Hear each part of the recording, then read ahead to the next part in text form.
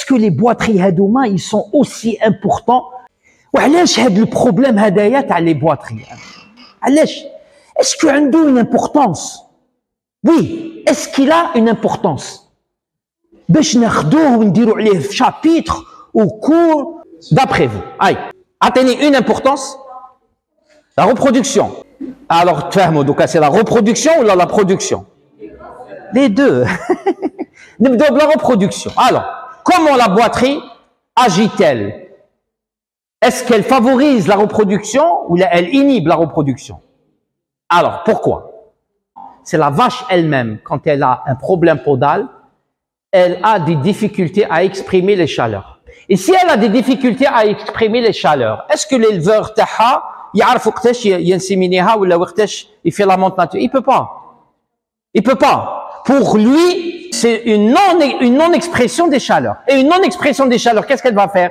Elle va entraîner automatiquement une perturbation dans les normes de la fertilité. L'intervalle veulage-veulage, l'intervalle veulage-insémination, l'intervalle veulage-gestation, et ainsi de suite.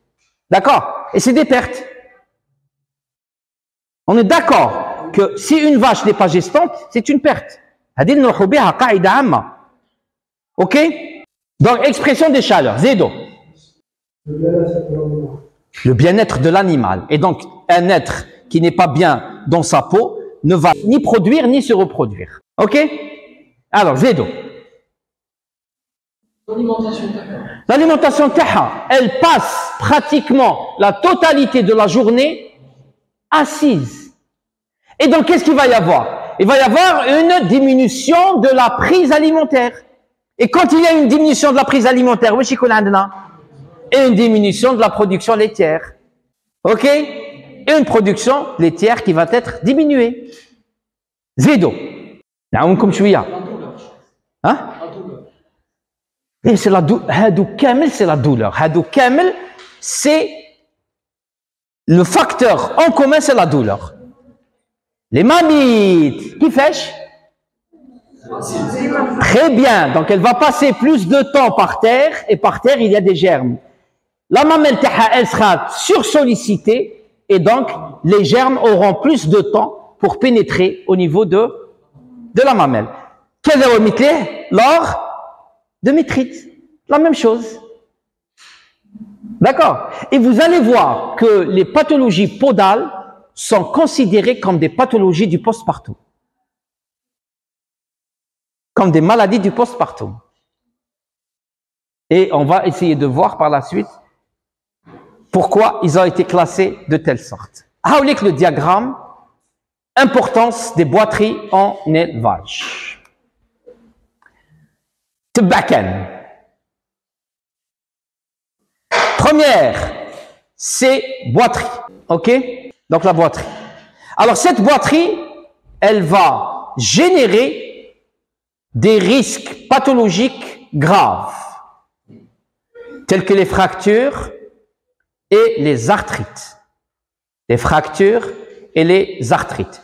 Comment une boiterie d'origine podale peut-elle entraîner une fracture? Une répartition des forces à la couche qui va à l'état physiologique. Donc ça va sursolliciter les os. Parce qu'on a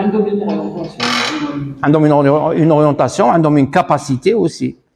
Je vais vous donner un exemple que je donne toujours. Un jeune dynamique هكذايا يدير sport في عمره 22 ans fracture du tibia لعب ماتش خبط واحد 3 الكاتريام جاليه عطاه tibia fracturé دار une radio دار une emplâtre et le médecin lui a donné minimum une semaine au lit. مر une semaine يبدا يقدر يمشي ويحوس ويدور avec les béquilles وكلش. تبعوني مليح. سي خونا يسكن في النوفيام ايطاج في لاديال. ضرب 2 jours le 3e تقلق. C'est un jeune. لازم يخرج لازم يواسي لازم جا هبط من 9e ايطاج. واش يدير؟ ما عندوش لي بيكي مازال. بدا يشد ويحبط يشد ويحبط. Qu'est-ce qu'il y a eu? c'est que sa jambe qui est saine, elle a été sursollicitée. Et au bout de 3, 4, 5 étages, fracture de la deuxième, Fahmto? C'est la même chose qui arrive chez une vache. Surtout une vache qui a un problème podal. Il dit l'éleveur ou l'khaddam. Le pire ennemi de l'éleveur, c'est une vache qui reste couchée dans l'étable. Il a horreur de ça. Il a raison. D'accord? Donc, qu'est-ce qu'il va faire? Il va essayer par tous les moyens de la faire élever. Il استعمل la pile, il استعمل المدرة, le mousse, les coups de pied, il essaye. Meskina hiya, qu'est-ce qu'elle, la sursollicitation, qu'est-ce qu'elle va? Elle va essayer de se lever. Wesh ça? Première des choses, elle ne pourra pas. Écartement des membres postérieurs avec des ruptures tendineuses et des fractures. Elle a dit qu'on a les boiteries, risque de pathologie très grave. Alors, imaginons cette vache, c'est une primipare. La première gestation taha et la première lactation taha. Une fracture chez une vache, c'est un motif de réforme. Et si la réforme est précoce, l'éleveur va perdre, parce que mazel, l'avenir, c'est une primipare et qui va être orientée vers l'abattage. C'est un abattage précoce. L'abattage précoce est une perte. Malgré qu'il va récupérer un petit peu de sa viande. C'est pas ça qui va l'intéresser. Deuxième portée, troisième portée, quatrième portée, avec une production laitière et ainsi de suite. Là, c'est une fracture avec une réforme précoce. Ok? Si c'est pas une fracture, c'est des problèmes d'arthrite. C'est des problèmes d'arthrite. Et donc, atteinte articulaire. La plus fâcheuse pathologie chez la vache laitière, c'est l'arthrite. Rebelle aux antibiotiques, rebelle aux anti-inflammatoires, et ça se termine généralement par une réforme de la vache. L'arthrite, wa'ara chez la vache. Ok? Dans les deux cas, c'est une réforme et une perte économique précoce. Perte économique avec, perte économique. Ok? Bon, non, amputation d'ongles, lorsqu'on peut le faire chez certaines vaches hautes productrices, mais c'est pas toujours évident. C'est pas toujours. Deuxième des choses, donc la boiterie peut entraîner des risques de pathologies très graves, tels que les fractures et les arthrites. Deuxième volet, la douleur. Donc deuxième volet, c'est la conduite du troupeau perturbée.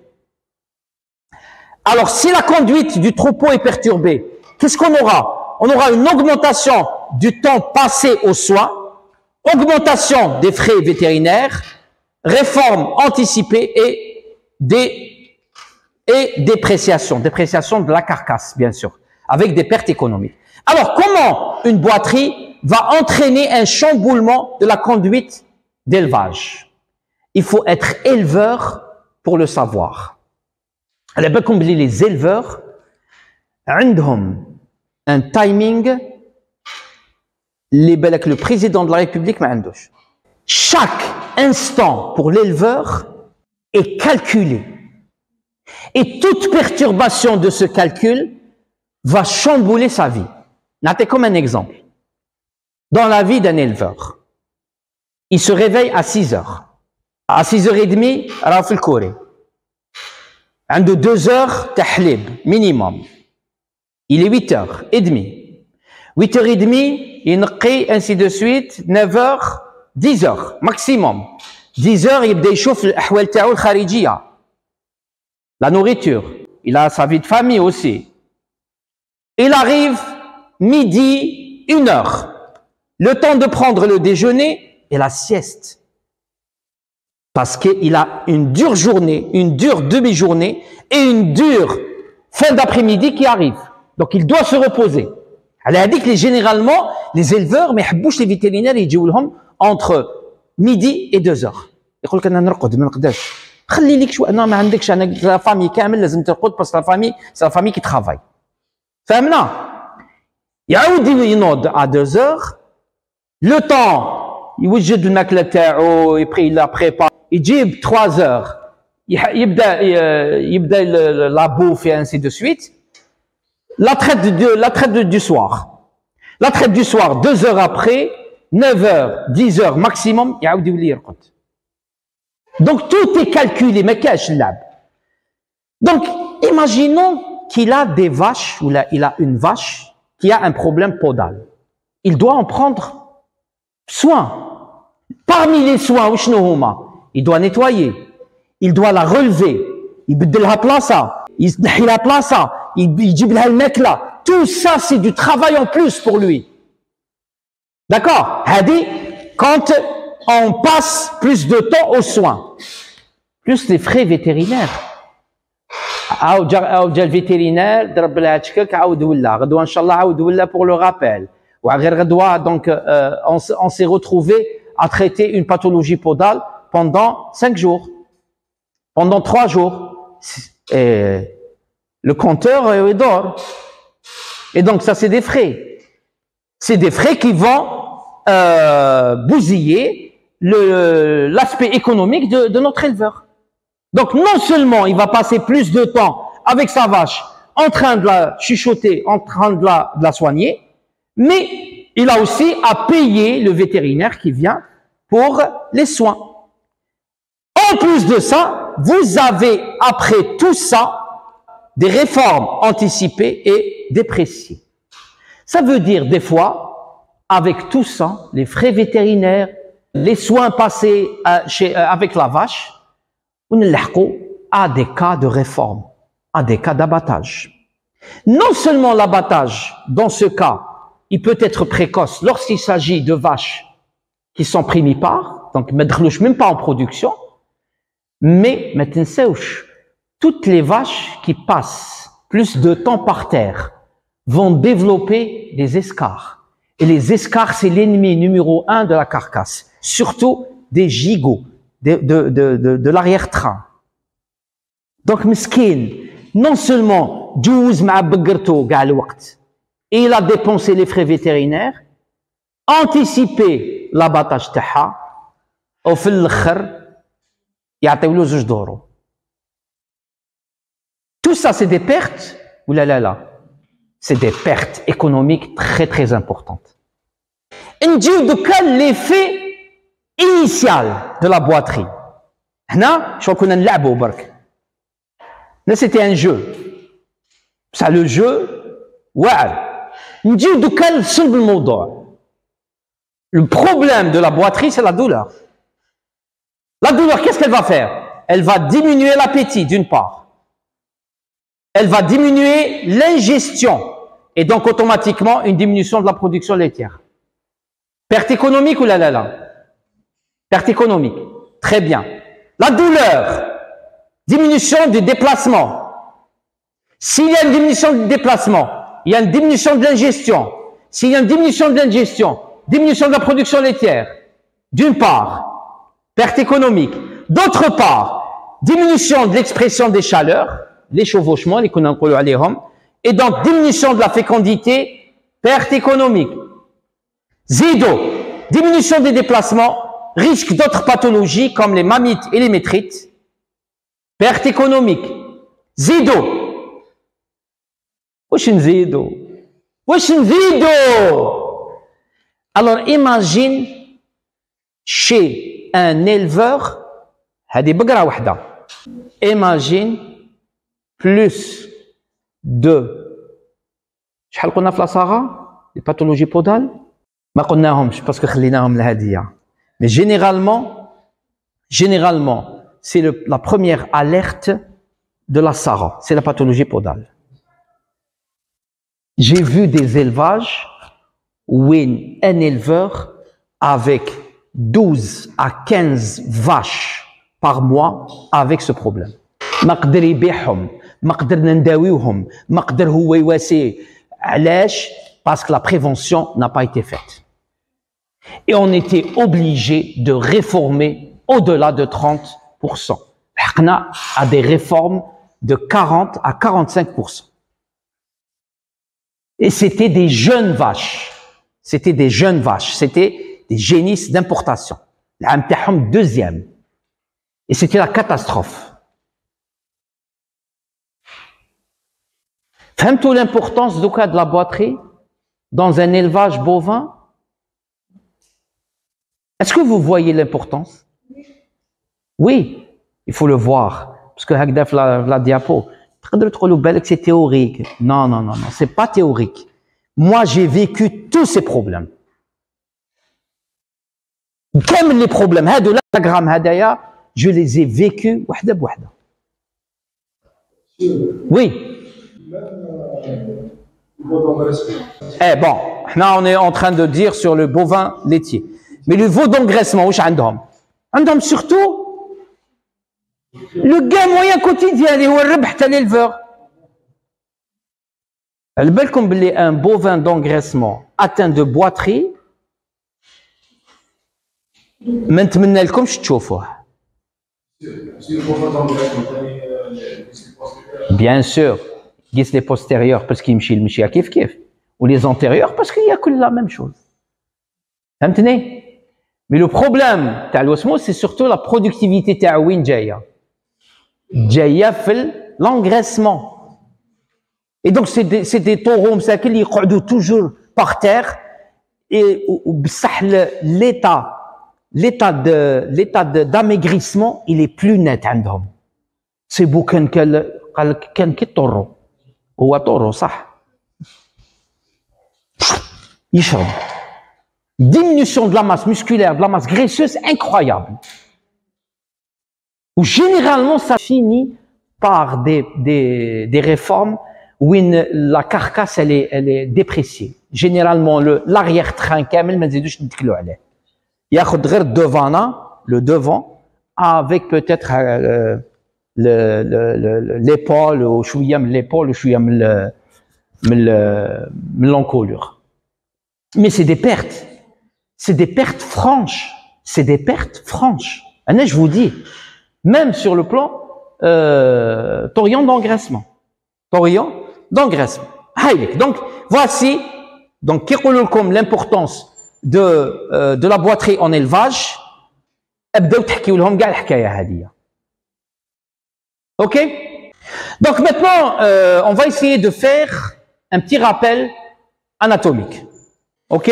Petit rappel anatomique, parce que par la suite, c'est très important, lorsqu'aborder les pathologies, on va toucher des parties anatomiques. Et lorsqu'on va parler, par exemple, de l'ulcère de la sole, ta'arfou la sole winjaya.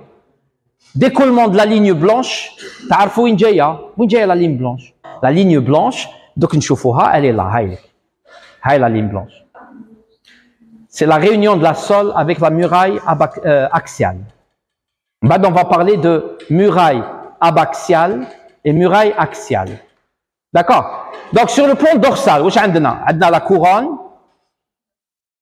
Ok? On a la muraille dorsale. Muraille dorsale. On a les talons. Ils sont les glomes aussi. Les talons. Maintenant. Donc, la bande. La région coronaire, ok? Région coronaire. Le 2, c'est les talons, les glomes. Le 1, c'est la muraille dorsale. La muraille dorsale. Le 4, c'est l'ergot ou l'angle accessoire. L'angle accessoire. Ok? C'est la face dorsale, généralement. La face dorsale. La face plantaire ou la palmaire, l'anatomie, elle a une nomina anatomica veterinaria. D'accord? Donc c'est un langage bien précis. Donc, en 1, c'est les talons au bulbe. En 2, c'est la sole. Elle est la sole parce qu'elle est en contact de la sole. C'est la partie de l'onglan qui est en contact de la sole. Le 2. Le 3, c'est la région interdigitée. Là où les bactéries aiment la région bzaf. بعد نشوفوهم شكون هما les bactéries, شكون les affections qui vont toucher cette partie. Ils sont l'espace interdigité. OK? En 4, واش عندكم la ligne blanche هايليك. Voilà. OK? En 5, c'est la muraille abaxiale. Donc la muraille axiale هنايا, la muraille abaxiale هنايا, abaxiale. OK? سهلة ماشي حاجة. Donc la couronne, la muraille dorsale, l'anglan ou le talon, نعاودو نصيبو هنا في la partie plantaire ou palmaire, l'espace interdigité, la sole, la ligne blanche et la muraille abaxiale. C'est bon? C'est bon? Ça. هذا c'était des rappels anatomiques. واش يمشي مع l'anatomie؟ لازم نجوزو par la physiologie, la غالب. On est obligé de passer par la physiologie. Parce que la physiologie, elle est très très importante. Première des choses de la physiologie, comment l'onglan croît. La maturation de l'onglan, elle est due à quoi? Elle est due à la production de la corne. La corne, c'est la partie kératinisée de l'onglan. كما les ongles تاعنا.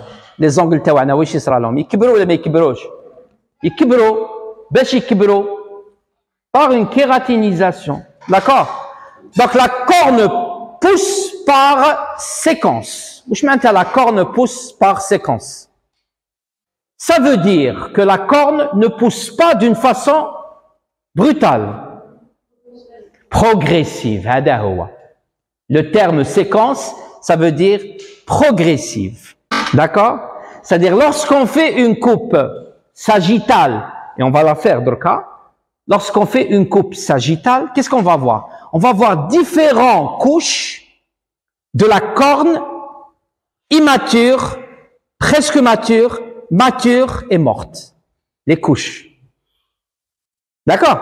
Donc il faut jamais s'imaginer que la corne a une croissance rapide, une croissance brutale, sauf dans les cas pathologiques.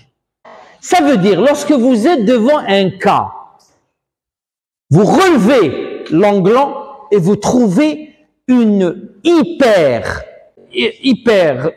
développement au niveau de la corne, au niveau d'une région. عرفوا بلي كاين un problème في هذيك la région. D'accord? فهمنا؟ Donc la corne pousse par séquence. Elle n'est donc pas lisse. On observe des cercles de croissance sur l'onglan, un peu comme les lignes sur les troncs d'arbres, mais version extériorisée. واش معناتها؟ كي نشوفوا un onglan, شوف شفتوا هذا؟ هادو c'est les lignes. D'accord? Ça nous rappelle les lignes d'un tronc d'arbre, mais le tronc d'arbre version interne. لازم كي نشوفوا من الداخل نشوفوا les cercles. هنا c'est la version externe. هادوك les lignes, c'est quoi? C'est la maturation de la corne dans ces étapes bien précises. D'accord? Ces étapes bien précises. Et on va voir que par la suite, des pathologies qui sont diagnostiquées uniquement par la visualisation de ces lignes. نشوفوا les lignes هذوما qui deviennent plus accentuées. Là, on va parler de fourbure. Là, on va parler de fourbure. D'accord? Donc, les lignes hadouk, c'est très important. Les lignes correspondent à quoi? À la croissance par séquence de la corne. De la corne. Donc, le vif, c'est quoi le vif? Hadouk, c'est des définitions. Le vif, quand on va parler du vif, c'est la triade. c'est l'hypoderme, pododerme, épiderme. C'est le vif. Quand on va parler du vif, l'hypoderme, pododerme et épiderme. L'hypoderme, pododerme et épiderme. On va les voir. Quand on va faire une coupe sagittale au niveau de... Donc l'hypoderme est un coussinet plantaire ayant un rôle d'amortissement. Les tissus internes à l'englan qui permettent vascularisation, nutrition et engrainement à la corne. Donc le vif, le rôle Tao, un double rôle. Premier rôle, c'est l'amortissement et le soutien. Deuxième rôle, c'est la nutrition. Wali ghaddina l'englan. Rida ta l'englan mnin yiji min le vif. Yiji min le vif. Donc abaxial, c'est le côté externe. Axial, c'est le côté interne. Donc, hna, axial, les bras, c'est le abaxial. Ok? شفتوا الحكاية اللي قلناها مقبيلة كامل؟ هيا دوكا نديروها sous forme académique. C'est la biomécanique. Une forte pression sur une faible superficie, ça risque d'entraîner des soucis. 700 kg de vache sur quelques centimètres carrés de ses englans. Là, c'est pour montrer que toute une vache va être supportée par ses englans. Je te lance les englans par rapport à la taille taha. C'est rare. Mais elle arrive quand même à supporter son poids. D'accord? Donc, les pathologies podales sont très importantes chez une vache. La localisation de la boiterie se fera quant à elle en fonction du centre de gravité de la vache. En cas de gestation, le centre de gravité Winnicott, l'utérus. Et donc on va avoir, alors la localisation de la boiterie se fera quant à elle en fonction du centre de la gravité de la vache. Vache non gravide possède un centre de gravité au niveau du rumen. Donc son poids est plutôt sur ses antérieurs. D'accord? Une vache pleine a un centre de gravité décalé à cause du fœtus. Et son poids est reporté sur ses postérieurs. Les boiteries dépendent donc de l'environnement, mais aussi des animaux eux-mêmes. La chose qu'on a à le pourcentage est différent. On a parlé de 60% des antérieurs.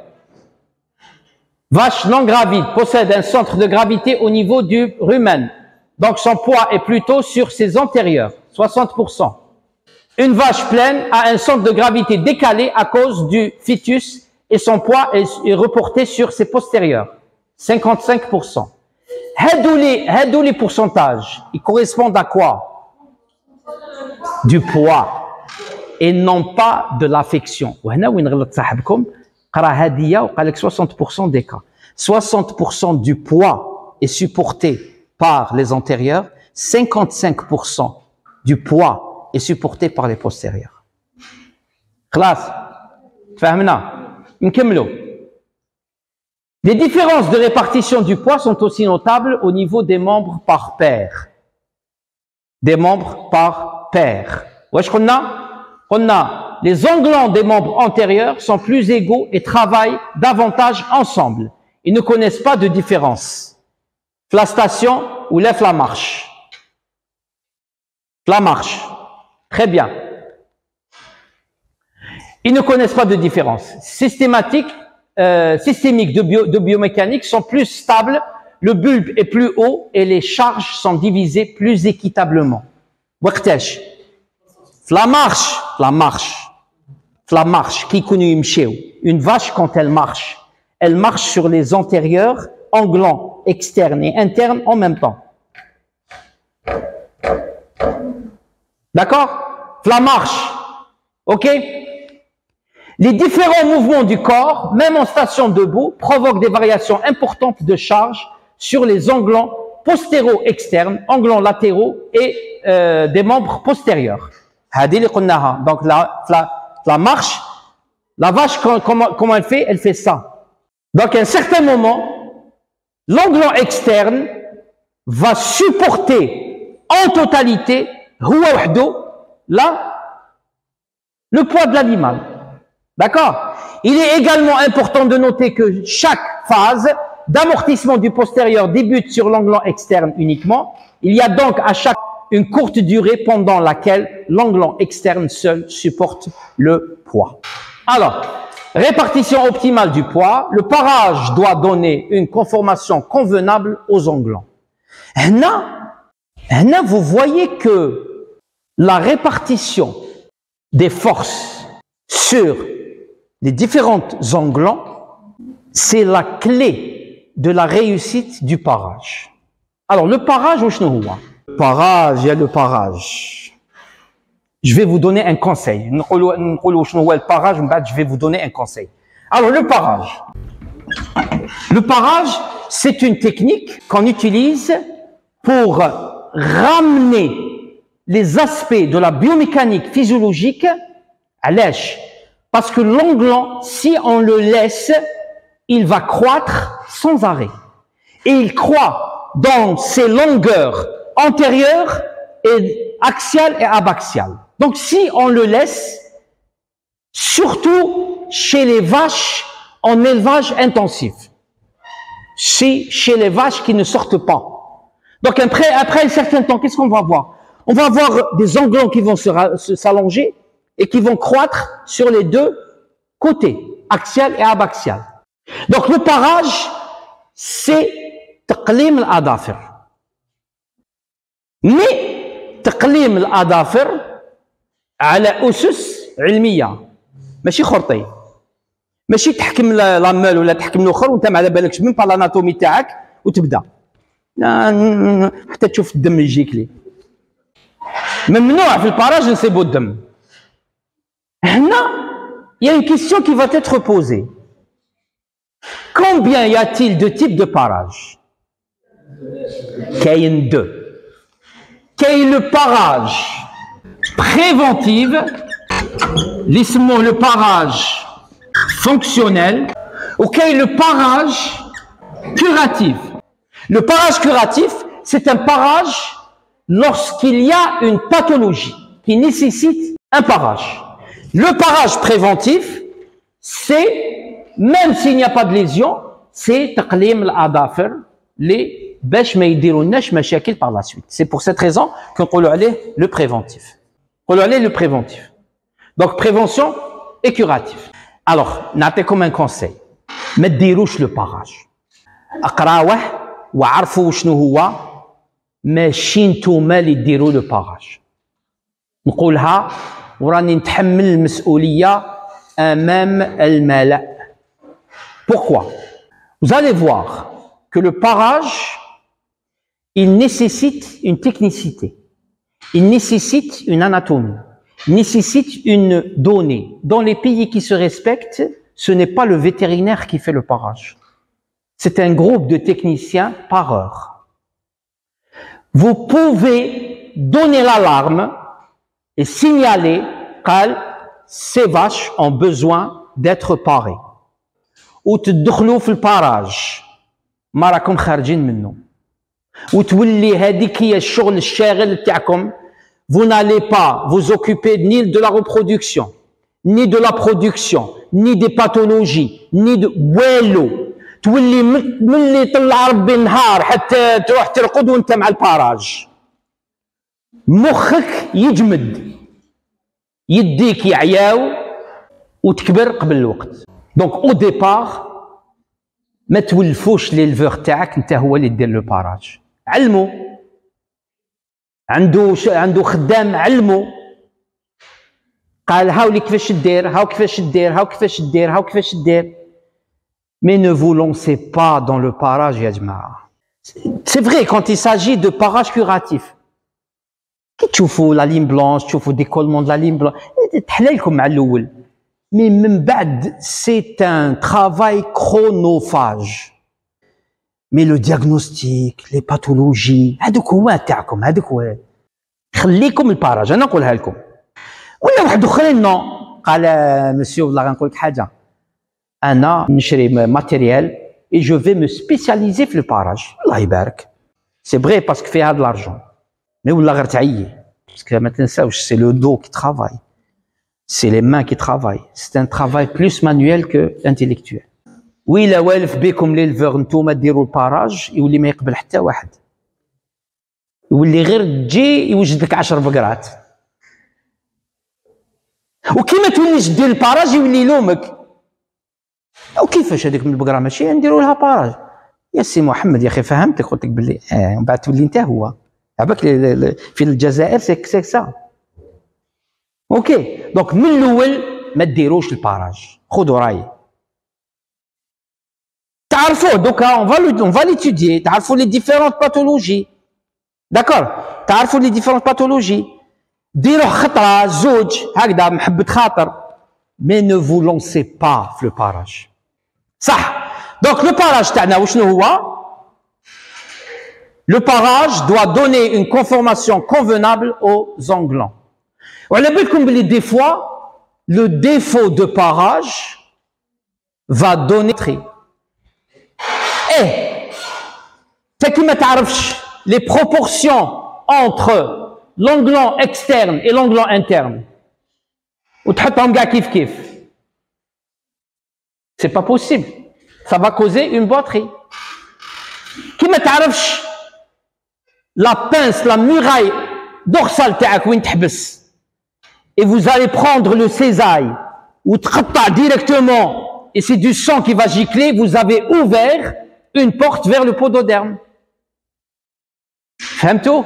Donc le parage, des fois, quand il est mal entretenu, ça devient une cause de boiterie. Une cause de boiterie. Alors, l'angle, c'est des paramètres à le parage. C'est des paramètres à respecter. L'angle muraille-sol, il est de 45 degrés pour les postérieurs et 55 degrés pour les antérieurs. شفتوا بلي فيه حسابات؟ وراه l'angle muraille-sol. How l'angle muraille-sol? 45 pour les postérieurs et 55 pour les antérieurs. بعد تقولوا لي كيفاش نعرفوا حنا l'angle هذا كيفاش نديروا له؟ Comment savoir qu'on est en 45 ou là en 55? هذه je vais vous étonner encore plus. كاين واحد الماتيريال c'était des trucs de l'importation كان يجي مع les mallettes de parage. D'accord? تشوفوه في الارض ما ترفدوهش. C'est un truc يجي هكذا مدور وفيها un angle. كانت تاع البوستيريور اي لونتيريور 45 واش نديرو كي نكملو نحكمو هذاك نحطوه ديريكتومون هكذا 45 والجهه اللي من هنا واش فيها ان دوبل ديسيمتر باسكو من بعد نشوفوا باللي كاين دي كالكول ميم بالدوبل ديسيمتر داكور اي بان هذاك اون لاشتي سيتي امبورتي تقدر تخدم كيما تحب كي تعرف نتايا هكذا 45 et 55 دير بول وحده بول لي زونتيريور بول لي بوستيريور واش ديروا ان تروك اون بلاستيك هكذايا ودير لونغل تاعك حاجه تاع دراري ولا غير حاجه تاع دراري اي بان هذيك اون لامبورتي دونك l'angle entre la muraille dorsale et la sole il doit être de 45 degrés en postérieur et 55 degrés pour les antérieurs. La sole, elle doit faire 5 mm d'épaisseur. 5 mm d'épaisseur. D'accord? La sole. La sole, لازم تكون فيها 5 mm d'épaisseur. كيفاش تعرفوا بلي la sole فيها 5 mm d'épaisseur؟ كيفاش تعرفوا بلي la sole هذيا فيها 5 mm d'épaisseur. Si l'angle est respecté, automatiquement, vous déduisez que parce que l'angle, il est dû à quoi? Il est dû à la fermeture, à l'épaisseur de la sole. Si la sole est plus épaisse que 5 mm, si la sole est plus épaisse, est-ce que le 45 degrés reste 45 degrés? Yikber. Et donc, en respectant l'angle 45 degrés et 55 degrés, nous avons automatiquement une sole qui est de 5 mm. Donc, respectez. Donc, la hauteur du talon H, petit h, soit d'environ les 2/3 de celle de la muraille. Voilà le petit h tana. Il doit être les 2/3 du grand H. Voilà, c'est très important parce que des fois, oui, quand on fait le parage, on le fait tellement mauvais que l'animal, au lieu de marcher sur sa sole, il y a le talon. Le talon n'a pas été conçu pour la marche. On va voir par la suite, lorsque les onglons vont s'allonger, le centre de gravité de l'onglan va changer. Et l'animal, il aura tendance toujours à marcher sur les ongles. Les ongles n'ont pas été conçus pour la marche. Ils ont été conçus pour amortissement et audit-tal'ou. C'est des amortisseurs. D'accord? Donc, si l'animal continue à marcher sur son talon, qu'est-ce qu'il va y avoir? Il y aura des problèmes par la suite, surtout l'os naviculaire. Et on va voir une pathologie appelée la pathologie de l'os naviculaire. Classe? D'accord? Donc, petit h, 2/3 de grand H. 2/3 de grand H. Avec, bien sûr, la muraille dorsale qui doit mesurer 7,5. 7 Donc, vous voyez, avec le moyen de mesure, on a l'angle, on a le double décimètre. On l'utilise pour le petit h et on l'utilise pour la longueur de la muraille. La longueur de la muraille.